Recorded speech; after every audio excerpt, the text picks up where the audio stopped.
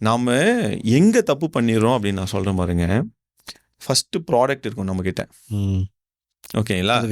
அதாவது ஆமாம், அதை யாருக்கெல்லாம் விற்கலான்னு நினச்சி ஆளை தேடுவோம். கண்ணில் மாற்றவங்களாம் அந்த பொருளை கொடுப்போம், சரிங்களா? 2 பேர் வாங்குவாங்க, 3 பேர் இந்த பொருள் நல்லா இல்லைன்னுவாங்க. 3 பேர் பொருள் நல்லா இல்லைன்னு சொன்னாங்க பாருங்கள், அவளை பற்றி கவலைப்பட்டு பொருளை மாற்றிடுவோம். 2 பேர் வாங்கினாங்க இல்லைங்களா, அவங்க ஏன் வாங்கினாங்க யோசிக்கவே மாட்டாங்க. அப்போ 2 பேர் அந்த பொருளுக்கு ஐசிபியாக இருக்கலாம், ரிவர்ஸில் நீங்கள் ஒர்க் அவுட் பண்ணி எடுத்துன்னு வந்திருக்கலாம். 3 பேர்கிட்ட எடுத்து போய் கொடுத்தவொடனே இதெல்லாம் ஒரு பொருளாக, இதெல்லாம் எங்களுக்கு தேவையில்லைன்னு சொன்னவொடனே அவர் என்ன பண்ணுவார், இல்லை இது வேறு பொருளாக மாற்றிடலான்னு புது பொருள் புது ஐசிபி இது தேடிட்டே இருப்பாங்க. இது முதல்ல கீயை ரெடி பண்ணிவிட்டு எல்லா லாக்லையும் செக் பண்ணுற மாதிரி, சரிங்களா? உங்களுக்கு லாக் இருந்து லாக்குக்கு ஏற்ற மாதிரி தான் நீங்கள் கீயை ரெடி பண்ண முடியுமே தவிர கீயை ரெடி பண்ணிட்டு லாக் தேடக்கூடாது. ஸோ ஐடியலி டெவலப்டு ப்ராடக்ட் இருக்கணும்னு சொல்கிறோம். இந்த வார்த்தை ரொம்ப முக்கியம். அது என்ன ஐடியலி டெவலப்டு ப்ராடக்ட்டு? உங்கள் ஐடியல் கஸ்டமருக்கு ஏற்ற மாதிரி டெவலப் பண்ண ப்ராடக்டாக இருக்கணும். ஃபார் எக்ஸாம்பிள், இப்போ இந்த ஊபரே கூட எடுத்துக்கலாம்.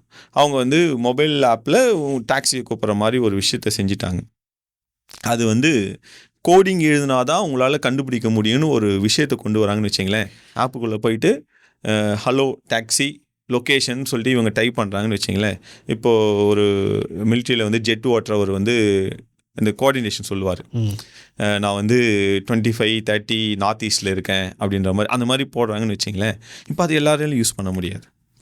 அது ஐடியலி டெவலப்டு ப்ராடக்ட் இல்லை. ஓகே, அப்போது நான் லொக்கேஷனை டைப் பண்ணால் வரணும். அப்போது உங்களுக்கு டெக்னாலஜி யூஸ் பண்ண தெரியணும், பட் டெக்னிக்கல் நாலேஜ் தேவையில்லை, இல்லைங்களா? அப்போது ஐடியலி டெவலப்டு ப்ராடக்டில் அந்த கான்ஷியஸ்னஸ் இருக்கணும். இல்லை எனக்கு கோடிங் நல்லா தெரியும், இது சூப்பராக நான் பண்ணுவேன்னு சொல்லிட்டு கோடு அப்படியே இன்டெஜர் ஸ்ட்ரிங் அப்படின்னு நீங்கள் ஏதோ எழுதுனா தான் வரும்னு சொல்கிறீங்க அப்படின்னா people will not accept it. Okay, அப்போது ப்ராடக்டை உங்கள் ஐடியல் கஸ்டமருக்கு ஏற்ற மாதிரி உங்களுக்கு டெவலப் பண்ண தெரியும்.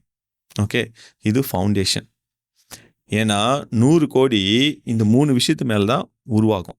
ஃபஸ்ட்டு உங்களுடைய மைண்ட் செட்டு, அதுக்கப்புறம் கஸ்டமரு, அதுக்கப்புறம் ப்ராடக்ட். இது சரியாக இருக்கான்னு வேலிடேட் பண்ண தெரியும்.